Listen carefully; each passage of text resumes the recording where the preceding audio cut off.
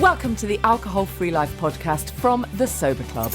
I'm Janey Grace, and this is for you if you've quit the booze or you'd like to, or maybe you're just sober curious. We'll bring you tips and motivation without any judgment, and there's inspiration from quit-lit authors, experts, and sober heroes. Hi and welcome to the podcast. This is Janey Lee Grace with Alcohol Free Life. Thank you so much for joining us and being part of the podcast. Gosh, it's been another really busy week.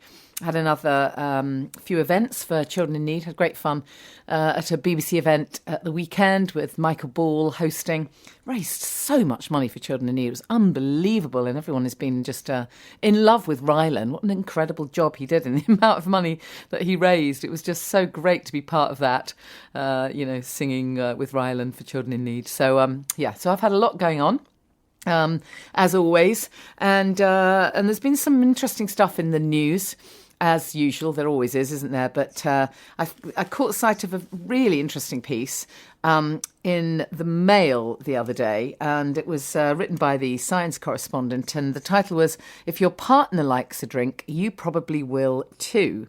And they say that opposites attract, but when it comes to alcohol, many of us seem to end up with a partner who shares our drinking habits.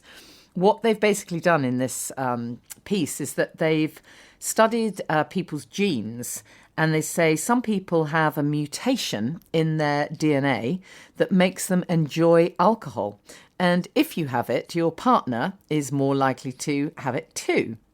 This could help to explain, they say, why drinkers tend to get together with other drinkers and couples often seem to drink similar amounts. So this is really fascinating. It's research that's been done at Bristol University's medical school, and they're looking to examine the effects of drinking behaviour and how we select a partner. So they're looking at the genes of couples whose DNA have been sequenced on this database that they've got, and then they're looking at how our DNA affects how much we drink and the partner we choose, obviously. So they say here that the findings are suggesting that people will get together, as I've already said, with other drinkers. And this is bad news for those who have this genetic mutation, because it basically means that, as they say, alcoholism is going to rise. It says it's also known to be more widespread in Europeans than people from other continents, which is interesting as well.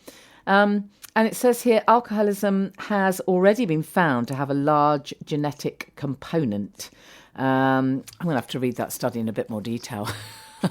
That is fascinating. I mean, one thing I would say, just off the top of my head, is I'm sure that's true. I mean, I'm definitely not a scientist, clearly, but it makes absolute sense that you have something in your DNA that might make you enjoy alcohol. However, what they don't say in this piece, or at least I haven't read the full thing, of course, but what they don't seem to be saying is the fact that your DNA is not completely set. What happens is not set. There are lots of things that you can change and shift and shape, as it were.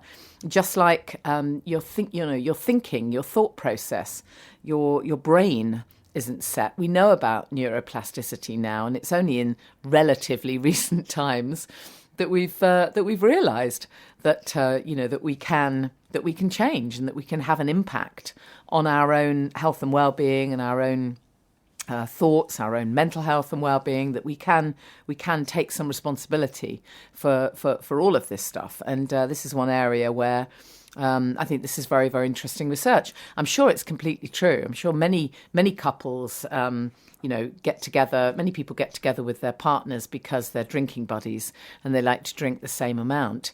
And of course, it can be a really big issue when you decide to stop drinking and your partner hasn't. It's massive, actually. It can be absolutely massive. But what's also interesting is that over time, often when one person does drink less or ditch the booze, the other person kind of catches sight of that and perhaps matches their drinking. They see kind of the light at the other end of the tunnel, as it were. It's really interesting. I've seen it several times, including with my own husband, who had an off switch. He didn't have to give up at all. He was perfectly fine. He wasn't like me. But when he saw that actually you don't need alcohol at all, it kind of changed his approach. And I've seen this in many people. I think Annie Grace talks about this. We mentioned it in the podcast interview with Annie Grace. She said a very similar thing. So while I understand the premise of the article, I don't think it means anything is set in stone. I suppose what I'm trying to say is don't let that hold you back. I've got, there were some messages in the Sober Club recently where someone was really struggling because their partner drinks and really wondering what they can do. And actually the responses, including from our relationship expert, were in a nutshell that you can only care about yourself ultimately in this. Well, I don't mean care, that's not the right word, but you can only focus on yourself. You can only change, in inverted commas, yourself. But some of that will have a ripple effect. I think it's this thing of kind of shining a light that you're there as that kind of little bit of light, and maybe it will have that ripple effect to other people. And that topic brings me very nicely on to introducing my guest, because I'm really so thrilled that my guest on the podcast is Africa Brooke. She's become really a majorly leading light in the world of sobriety and influencing, particularly for millennials and younger people.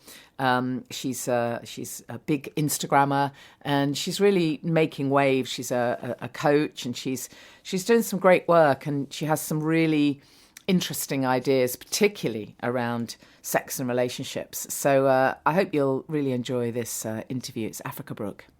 Africa Brooke, we get you on the podcast at last. Yes. It's so lovely to be able to chat to you.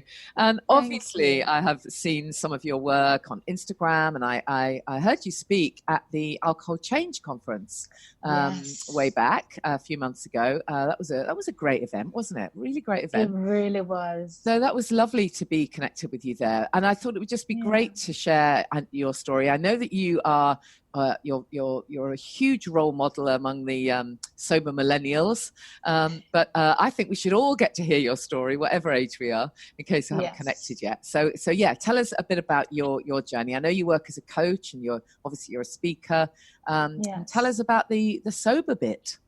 Absolutely. So first of all, thank you so much for inviting me to be on. I've been looking forward to this conversation, and I'm so glad we can finally do it. And in terms of kind of my journey into being where I am now, I would kind of say 2016 is when I got sober and it actually stuck. And I say that because I had tried to get sober 7 times before 2016, the 8th time, and I finally got the hang of it.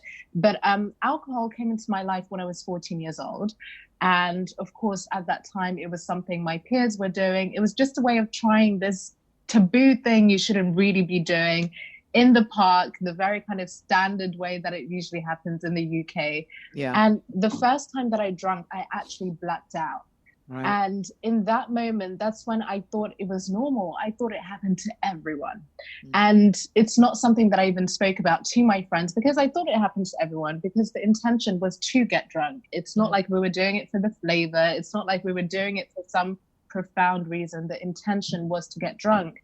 So at that time, that's when that kind of way of being got cemented in me, that every single time there's alcohol, the intention is to get drunk. Even if on a logical level, I would know that, okay, this is a baby shower, this is a wedding, this is not the kind of situation where it's necessary. That imprint was already made. And that was the way that I drank for nearly a decade, from 14 to 24 when I got sober. Can I just stop you there just before we go any further? Just to say, it always strikes me when I hear these sort of stories, and of course I hear them all the time, but still it just strikes me how bizarre it really is that, you know, we are bright people and yet we fall for this. What is that about? It's so bizarre, isn't it? That you know, if this was any kind of food that made us ill, sick, or black out, or have an allergic reaction, we would never touch that again. No. And yet with alcohol, pop straight back up and do it all again the next night. Honestly, Over. I constantly wonder. I constantly wonder at how we kind of all been brainwashed. But anyway, I there you go. know. And you know what? That's something that I always think to myself as well. And I think for me, the reason why I was so enticed by alcohol is just let's just be honest by the fact that it's glamorized so much. Yes, That there's so absolutely. much money behind the Yeah, advertising, the way it's made to seem. yeah, And we're sold alcohol as this idea of it being the social glue, yeah. that And you're there's seen absolutely as something wrong with you if you don't join, right. particularly when you're young, when you're a Exactly. teenager, you want to fit in. Oh, absolutely, absolutely. So for me, that decade from 14 to 24 of blackout drinking, I knew instinctively that something wasn't right. I knew that I shouldn't be losing hours of my time. Yeah, yeah. I knew that I would find myself getting into the most dangerous situations, waking up in beds next to people that I don't even know, not sure of whether we've had sex or not. I knew that something was not right, but because it does look glamorous when you have a glass of wine, because you romanticize this idea that, oh, the weather's nice, let me just have one. But the reality is, for me and for a lot of people, one, I don't know Exactly. many people that I've never seen someone have one drink and be fine with it. I just haven't seen that. And I definitely wasn't that kind of person. So in 2016, when I decided to get sober again for the 8th time, that was when I had finally just had enough. So when people ask me, when was the moment that there was not one moment. It was a collection of incidents. It was a decade of me falling, trying to get back up, and then it stuck. But when you really think back on that and analyze it, Mm-hmm. what Yeah. what was different the 8th time, apart from the fact that it was Yes. the 8th time? I mean, Yes. there must have been something. Something. Do You you know know what? what it was? Yes, it was my relationships. I was losing everyone around me. It had been Right. happening for about probably 5 years prior to me actually getting sober this time around. But I only had maybe 2 friends at the time and my partner. I had a very fractured relationship with my family. And my boyfriend at the time had kind of lovingly given me an ultimatum that things are really not going to work. And sometimes, most of the time, that is what you need to feel. You need to feel that loss. You need to feel that things around you are really starting to shift in a way that you can't avoid anymore. So even though there wasn't that kind of singular moment of being like, okay, this is it, I was finally so sick of myself. Yeah. And I knew that if I carry on, I will have no one. So what I always say as well is that this 8th time, it's not as if I was doing it for myself. I had this profound revelation of, okay, I love myself. Let me give myself a chance. No, I was desperate to keep the people in my life. Right. And that's where the kind of core difference was Right. that time around. So how did you go about it then? On this time around, what did you know you needed to do? Did the idea of AA resonate with you? You know, I mean, for your age groups, for my age group, we tend to think, oh my goodness, you know, if I'm drinking too much, there is only AA. Well, fortunately, that's changing. Right. But certainly a few years ago, it used to be a case of, well, if I'm drinking too much, I must be at rock bottom and go to AA. Or I must be perfectly fine. Of course, we now know there's a huge spectrum. But what did you think of immediately as the way to start the journey? Yeah. And you know what? That's such a good point that you make, because even in 2016, it was not like it is now. No. It was a very binary thing. AA or I'm fine. I just I just carry on. There was no gray area, which is where most of us actually are. So for me, I did consider AA because I could not think of anything else. So on the day that I decided to get sober on the 7th of November, I went to a women's meeting, an AA meeting. And even though it was wonderful and I could see other women around me, I just didn't resonate. I wasn't comfortable with saying I'm Africa, I'm an addict, because that's not a label that I attached to myself. I knew that I wasn't the problem here in that kind of way. So, but I didn't know what else it was going to be. And the other option outside of that's kind of put forward is rehab. But I knew and I could feel that that's not what I needed. It was something much more holistic, something deeper. But again, I couldn't find it. So I went online because I knew that I've always been a writer. I knew that I have so many things inside me that need to come out, and there aren't any tangible spaces for it. But by going online, I could just tell my story anonymously. I was anonymous at the time. Oh, right. So I just use right. Did you start yes. a blog then? Did you start an anonymous blog? So on Instagram, exactly. Oh, so wow. it was called Blackout Bell, which was Oh, a play wow. on how I used to drink. Wow. And then I just kind of started writing. I started using hashtags as a way to find other people. I didn't know it was going to be what it is now. I wasn't even intentionally community building. I was just releasing. It was like a form of therapy for me. So I always say Instagram was a very big part of my healing. And it can sound so strange to say that, but it's because I couldn't find it in the outside world. The stigmas at that time and the shame that I had within myself, I wasn't willing to look for it out there. So I went online. But that's great, isn't it? Because, you know, on lots of levels, I mean, I always tell people to write stuff down. Just the writing down is cathartic, you know, and then obviously if you can share it, then there is a sense of accountability there, you know, even if you're anonymous, there is that accountability sort of to yourself and to those people who may or may not be reading it, you know. Exactly. So, and who could have imagined the way Instagram has become, you know, so cool for the sober movement. I mean, you're totally rocking it there. It's brilliant, isn't it? It's absolutely brilliant that now this kind of thread of joy is underpinning it all. Because I know, I think that one of the, you know, as you said at the beginning, for you, it was really a case of the pain of not giving up was becoming harder than carrying on, whatever that expression is. Exactly. You know the one I mean. Exactly. Yeah. It's harder to stay stuck than it is to actually finally do something about it. But it's still at that point, it's still steeped in just goddamn misery, quite frankly, isn't it? You know, it just is at the beginning. So the really fabulous thing now is that because of the work you're doing and all these other people and all this kind of vibe, now people who are at that hideous stage, and it is tough at the beginning, there's a kind of light that they can see.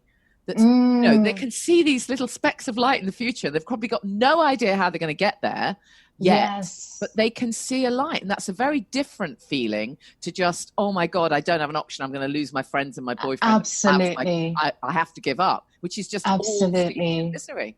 So, wow. So then when did you know, what else did you do apart from the writing? Did you know, did it flow relatively easily for you, or, you know, how did the cravings come in? How was it for you in the early days? So in the early days, for me, it wasn't easy. It wasn't easy because it required me to do a complete life overhaul. It required me to get to know myself in a way that I hadn't before. I always say I felt like a newborn baby in the body of a 24-year-old. Well, because you didn't know who you were because you were only 14 when you started. This is the thing, isn't it? You have to relearn who you even are. How amazing. Oh, my goodness. But how lucky are you to have done this at 24? I'm so jealous. I wish I'd done it younger. And I always say to people, that's why our stories, regardless of age, are so important, because it can happen at any point. But it's never too late. ever. And it was very difficult in the beginning because I had to change everything. You know, the people, places, and things all had to change. But by this time around, I wasn't romanticizing this idea that it was going to be easy. I think that's where the difference was. The other 7 times, the reason why I relapsed is because I had this idea that all I have to do is make the decision and then it's going to be easy. And of course, it felt good for like a week or 2 weeks or 3 weeks because it would feel like I'm doing this amazing thing. But I wasn't willing to really do the work and to be part of the process and to feel everything.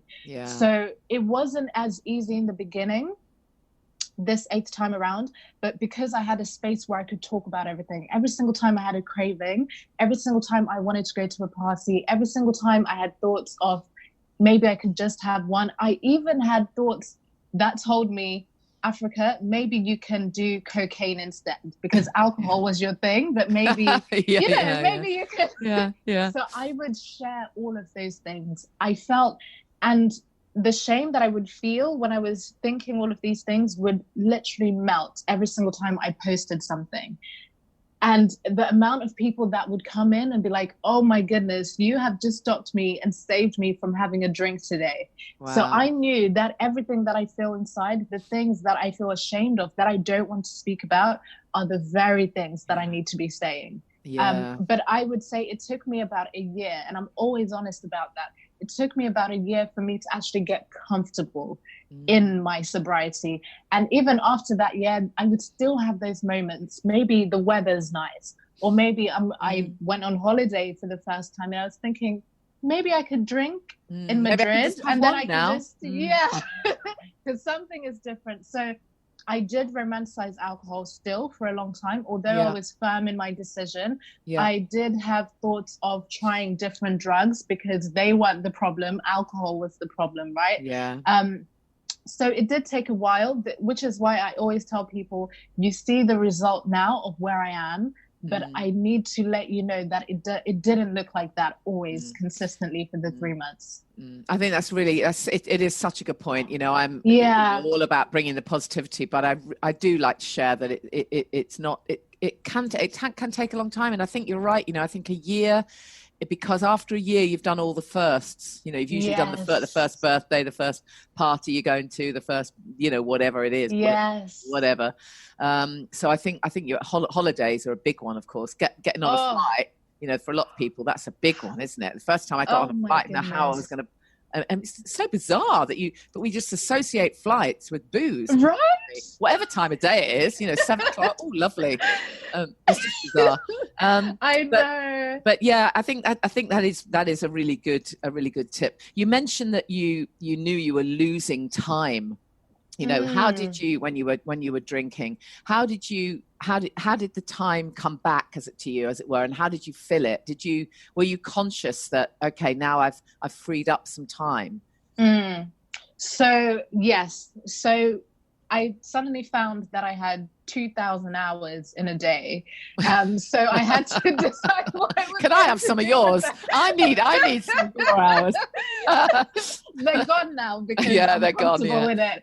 But then there was so much time. But the thing is, because by this time already, because I had tried these things, and of course I wouldn't say I did everything completely alone. For years, I had already been looking at spaces like Hip Sobriety by Holly Whitaker. Yeah. So she would share things about a sobriety toolkit that you have to be, it's like you're going into battle. You have to be prepared for the boredom.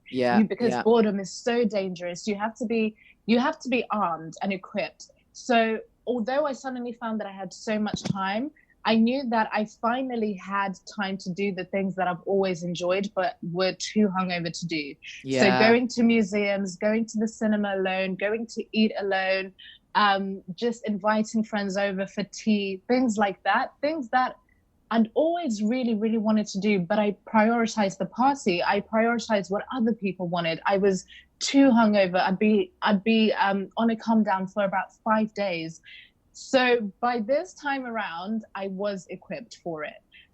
But I did get very bored. Boredom, I became my best friend. I was bored all the time, which I always say to people, just welcome it in and realize that you are going to get very bored. You are going to get very bored, because I chased things that were always so high vibe, and just adrenaline and just debauchery, all of these things that really fed not only my ego, but just kept me on a high all the time.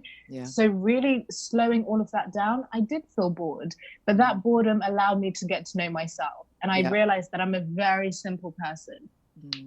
How did the relationships pan out then? What was the situation with you? You know, you said you had I don't know if you had a new partner or whatever, and I don't know how that played out. But also, you know, as a young person, you've probably still got the dating thing kind of going on, and a lot of the social stuff. So how was that for you? Yes, that was hard. That was hard in the beginning, but I'll also be very honest. By that point, I'd lost so many friends that I wasn't going to be losing any more people, really. The people that were left were the people that wanted me to get sober. They wanted to see the Africa that they really knew. So although my romantic relationship at the time, he was extremely supportive of my journey. He was not really a big drinker either. But that relationship ended up not really working because I realized I had met him at a time where I didn't really know myself at all. So I hadn't really fallen in love with the person that he truly was. I was just always in a hazy state. And I think I just wanted someone to love me. So I'd ended up in a relationship. We had been together for 3 years. So that ended up showing me a lot just about how I like to give love, how I like to receive love, and the fact that that relationship wasn't to work. And then in terms of my family, getting sober, we've never been more closer. It allowed me to take accountability of some of the things that I've done, to really have the conversations that were too uncomfortable to have before, and to address some things.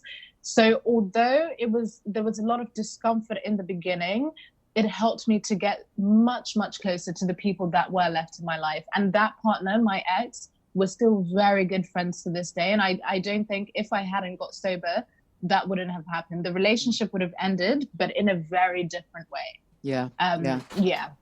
What were the kind of main benefits for you then that you saw? I mean, I'm still seeing them coming. I'm sure you are. Right? What were the main things for you? What was most notable? Yeah, the main thing for me and the most important was that I was finally able to make authentic relationships. And, I think sometimes even when we hear that word authentic, it can be a bit vague. But for me, this was really important because I didn't have to be drunk or tipsy to speak to people anymore. I could actually speak to someone. And if I'm laughing, if I'm having a good time, I get to remember that. It's from a place of honesty. It's because I actually am this person in this moment. Not that I'm going to wake up the next day and not remember a thing, but having someone texting me saying, "Oh, it was amazing to meet you. That was a great conversation." And you're thinking, and I have, because it was like CSI all the time, trying to find out what has happened. So for me, authentic relationships was a big one. And I was able to actually start committing to things.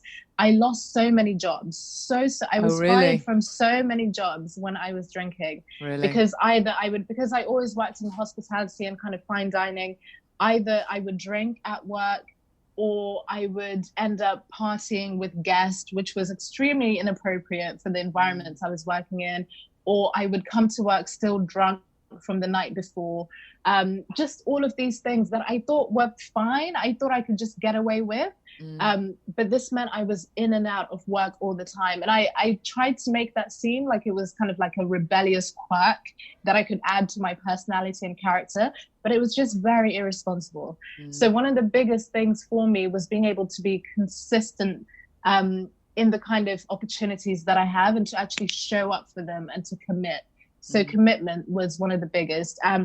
And intimacy, I would say, is one of the biggest. I think when we speak about sobriety, we kind of neglect intimacy. Not just kind of building relationships with friends, but even just the sex aspect of definitely. it. I saw the post that you wrote, of course, became very went kind of viral, didn't it? Really, you wrote a post about sober sex. I mean, it's not something many people talk about. You have to be really quite brave to talk about that. But you're absolutely right. It's a thing. Yeah, because it's like, how do I navigate being a sexual being in this relationship? How do I start dating again? How do I even get to know my own body? There are so many things. And I think because we have so much resistance to talking about sex in general, when actually most of the sex that is happening, alcohol and drugs are involved. Most first dates are through a drink. Would you like to go for a drink?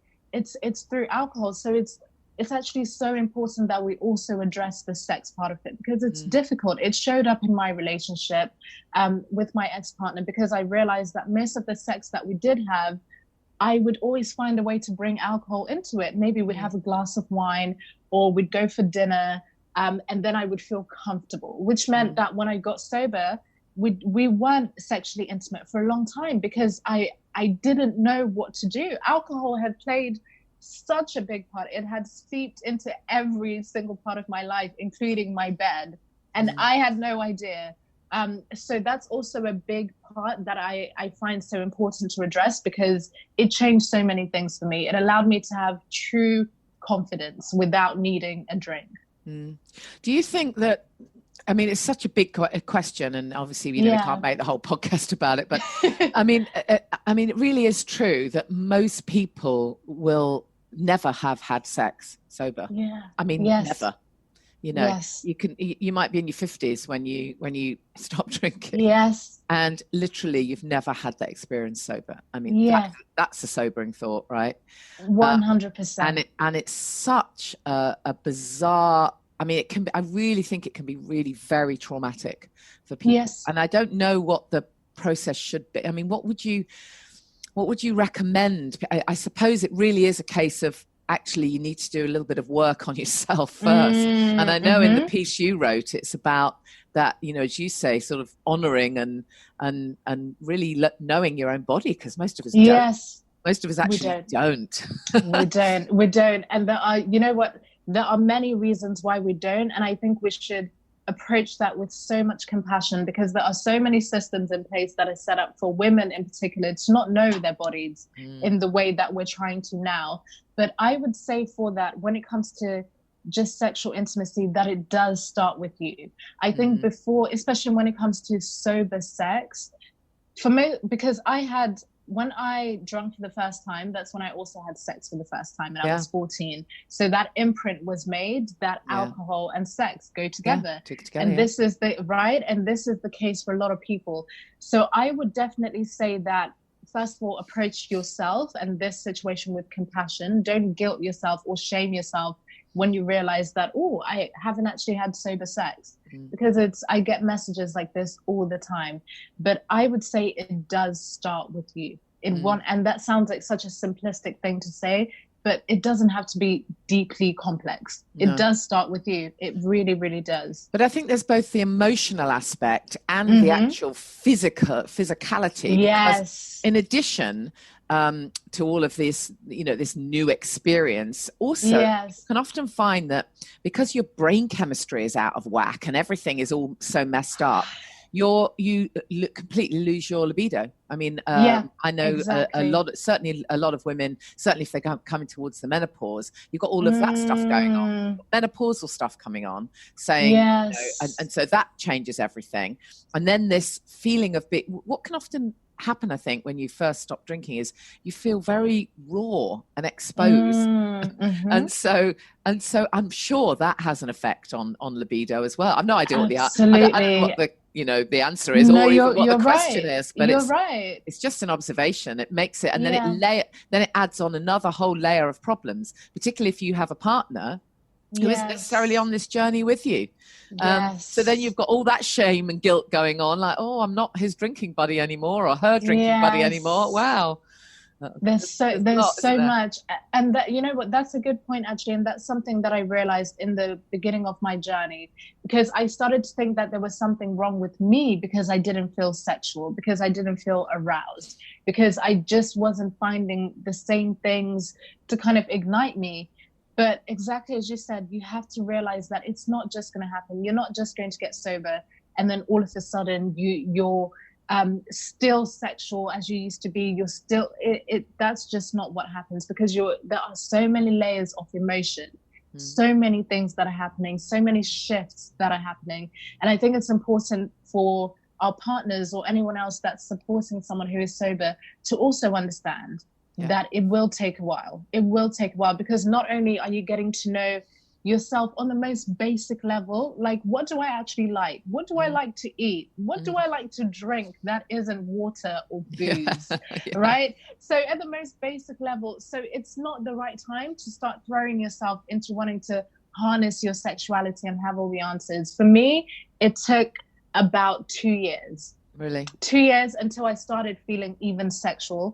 2 years until I started exploring other methods of experiencing intimacy, like tantric sex, for example. I think that's perfect for people that are in sobriety, actually, because what you'll find you're looking for is sensuality. Sometimes it's not even about sexuality as in penetration, nothing like that, but you're looking for sensuality. Because if you've had a certain kind of relationship with alcohol, that means maybe the sex that you've been having probably wasn't very sensual at all. It was kind of more performative. If you don't even remember it, then if it was sensual, you don't remember. So I think what most of us are looking for is that slowness, is that sensuality, is to really reconnect with the body without feeling like you have to perform all of these things for yourself or your partner. So I always recommend a wonderful book that changed everything for me, which is called Women's Anatomy of Arousal. And it's by a wonderful doctor called Sherry Winston. Okay. And yeah, so this book is wonderful regardless of what gender, but I always recommend this to people who are newly sober or going on a journey of just removing these things from their life, but want to connect with their sexuality and sensuality as well. I mean, I do think this all fits around the same concept, if you like, of just needing to look perhaps for the first time at this whole thing of self-love and self-esteem. Yes. You know, it all sounds very woo-woo, but it's so key. And for many of us, you know, we just, it's probably the first time we've ever really thought about it. You know, I've said several times on the podcast before, but, you know, I've been steeped in the world of self-love forever and a day. I'm a Hay House author, you know, I'm constantly talking about it, but I didn't feel it. I didn't think it applied to me. Right. You know, everybody else, but not me. Right. And that was quite a shock to me when I saw it, and then I finally saw that alcohol was the missing bit of the jigsaw. Exactly. It was the alcohol that was stopping me from, because how could I love myself and I wasn't even being authentic to who I was allegedly meant to be? Exactly. It's such an important point. So, or part of it, if you like. You know that. So I think. But anyway, I suppose my question is, where do people start if this concept is completely new to them and all they know is that they feel really flipping wobbly and raw and exposed and emotional and they just have no idea where to start? What would be a good place? I would say you do need an outlet. You do need an outlet. For some people, that might be journaling. For some people, that might be taking up some kind of hobby. For some people, it might be, I think those two things actually, because a lot of things come under them. The reason why I say that is because you just want to show yourself that you can do something for you, something that isn't productive, something that isn't for someone else, something that doesn't have to have this massive, profound result. Okay, just doing something for yourself. And I think the best way to start that journey of loving yourself and self-care is to care for yourself, even in the smallest ways. And I think journaling is a perfect way to do that. And for some people, they resist the word journaling because it can sound like, oh, journaling, where do I begin? But just free writing. Exactly. Just literally spilling your thoughts. It doesn't have to make sense, but just being able to see how you feel is so powerful. Being able to really see how you feel so that you can actually see that you are making progress, because sometimes we don't realize that, okay, I actually am making progress. And when you write things down, you're able to go back and refer back to it. And I think that's a journey of really loving and caring for yourself, because sometimes when you see the way you speak to yourself and the things that you're thinking about yourself, it can be pretty shocking to know that we think those things or say those things. So I think journaling is key.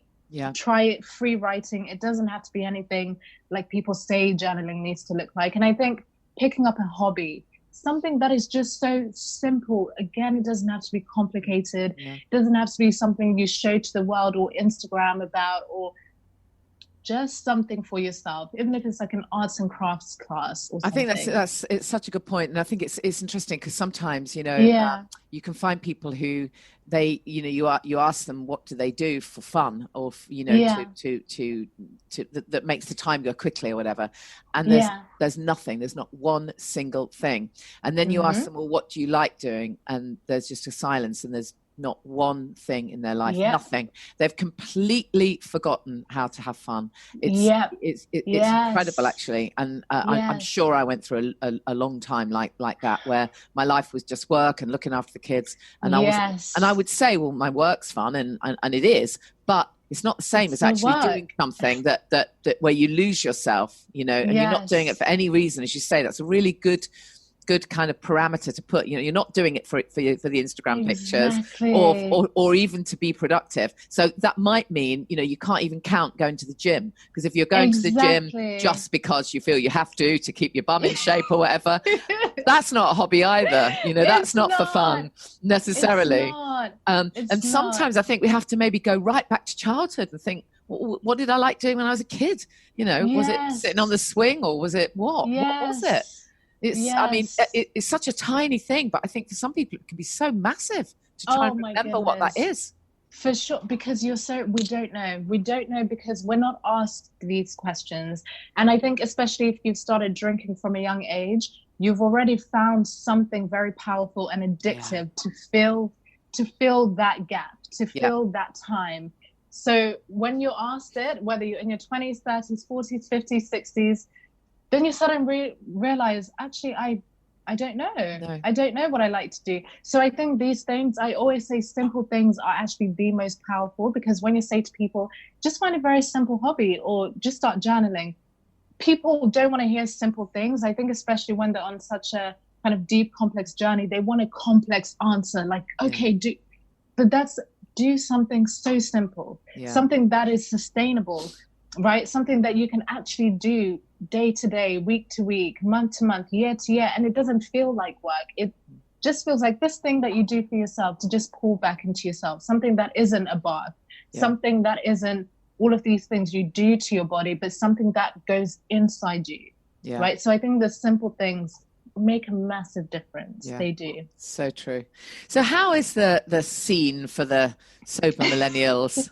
It's good, isn't it? It really seems to be totally rocking. I think it's amazing. It is. Is it true, these reports that we read, that a lot of millennials are choosing not to drink, or is that not strictly true? Do you think it is? You do? It's true, for sure.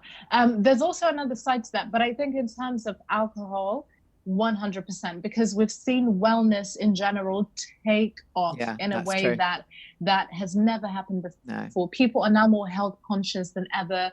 We have kind of environmentalism, where people are now looking at what that looks like in different aspects. People are starting to really see through the alcohol industry, how it's marketed towards women, how it's marketed towards millennials, how it's marketed towards older women, all of these things, right? People are really starting to see through those things. And I think because we are in the information and digital age, we no longer are kind of just have to take what we're given. Exactly. You're able, right? You're able to back. find out. Exactly. You can literally answer back. Yeah. If BBC News posts something on Twitter, you can write back to them. Yeah, exactly. Right? I think that's brilliant. People, you're right. They're getting called out now, aren't they? They're getting called out on some of this stuff, which is great.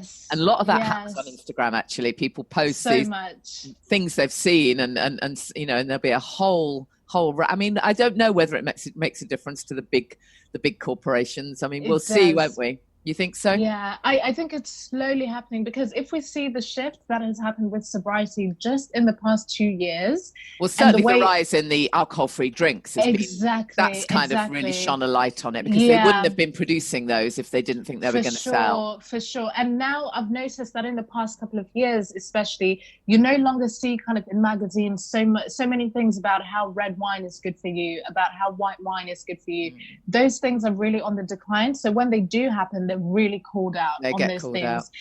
So I think it's slow. It's definitely shifting, for sure. That's good. Sure. What do you think then, if we had a conversation in 10 years time, how different will the scene be? Oh my goodness, I think it's going to change so much.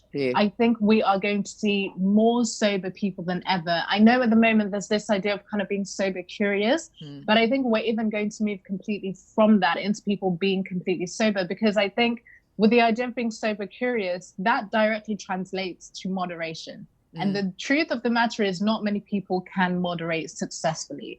So I think when you say that, though, then you don't think the kind of mindful drinker concept works for many people?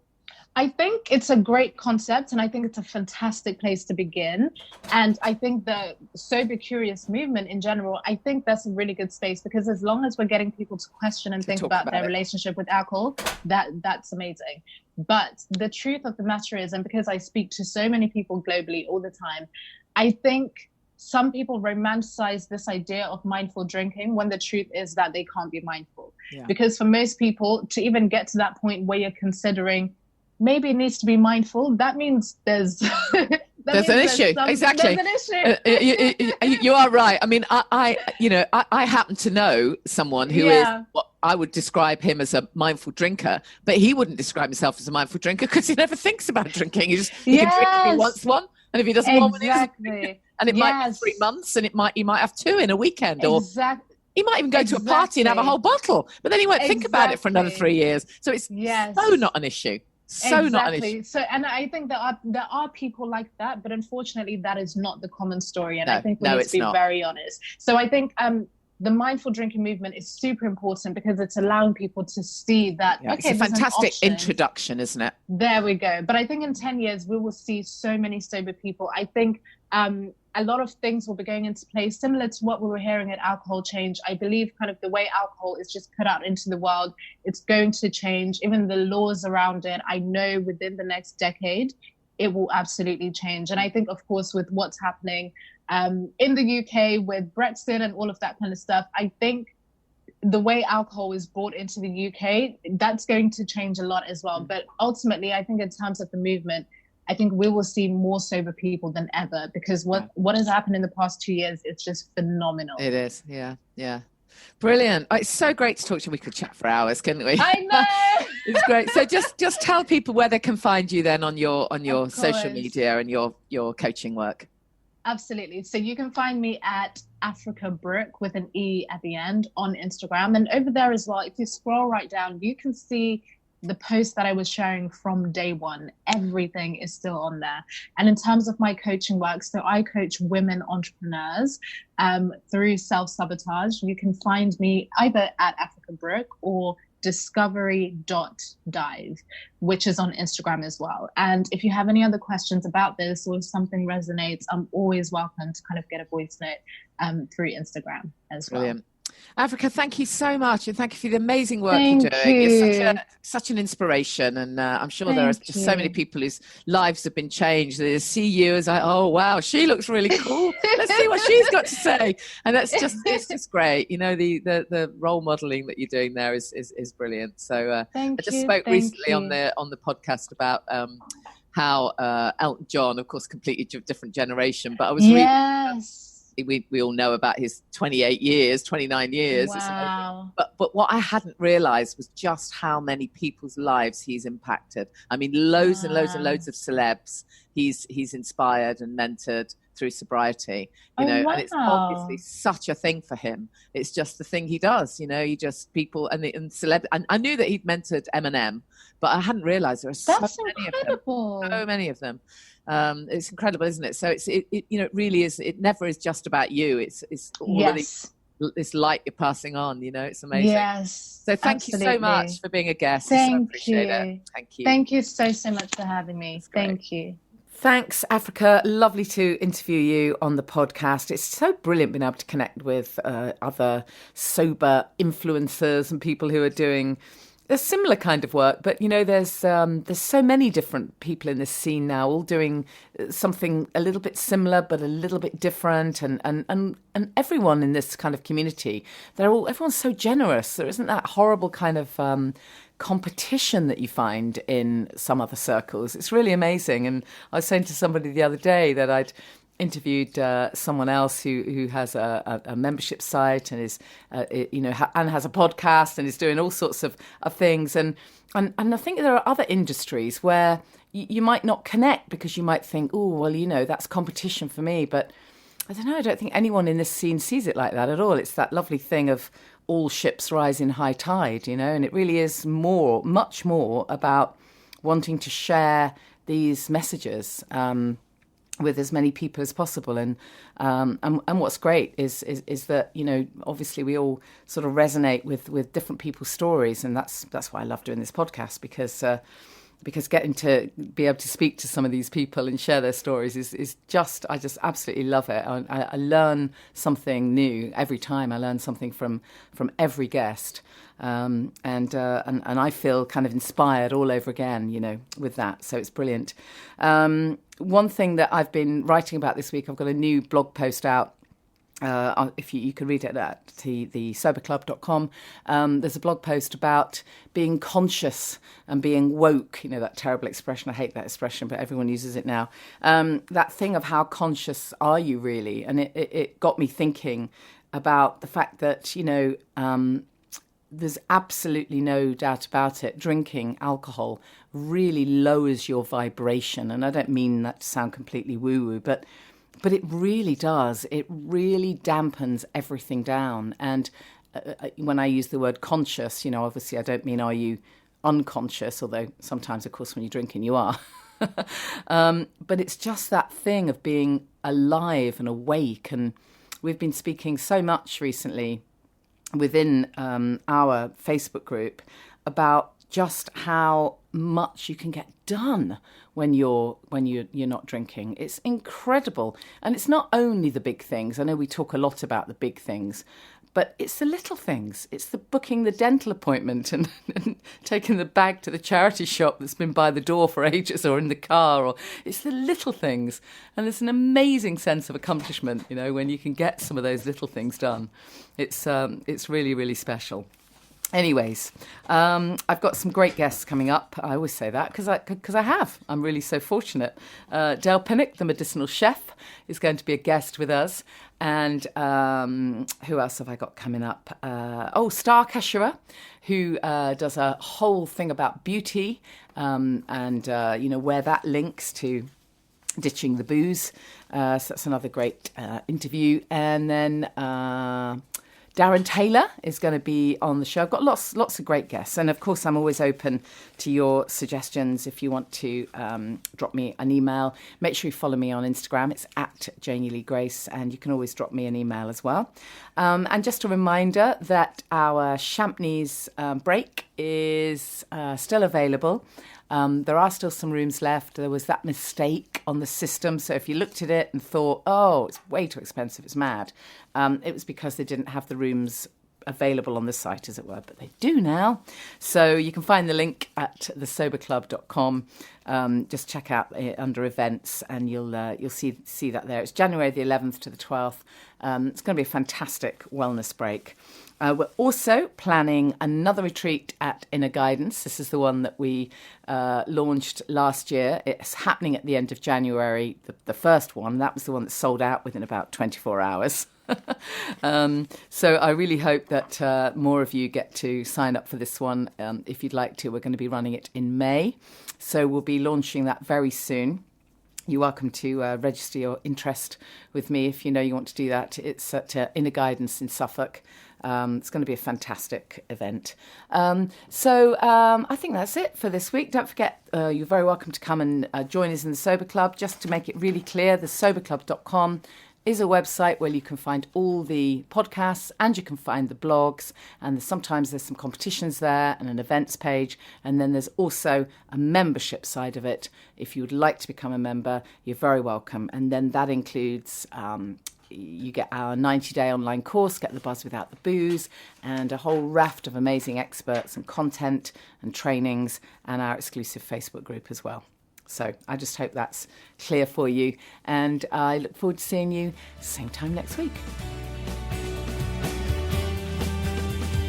Thank you for listening to the Alcohol Free Life podcast. I'm Janey Lee Grace. Please go to thesoberclub.com. Listen to more podcasts, read our blogs, enter our competitions, grab yourself a free PDF, Self-Care in Sobriety, and check out our online community,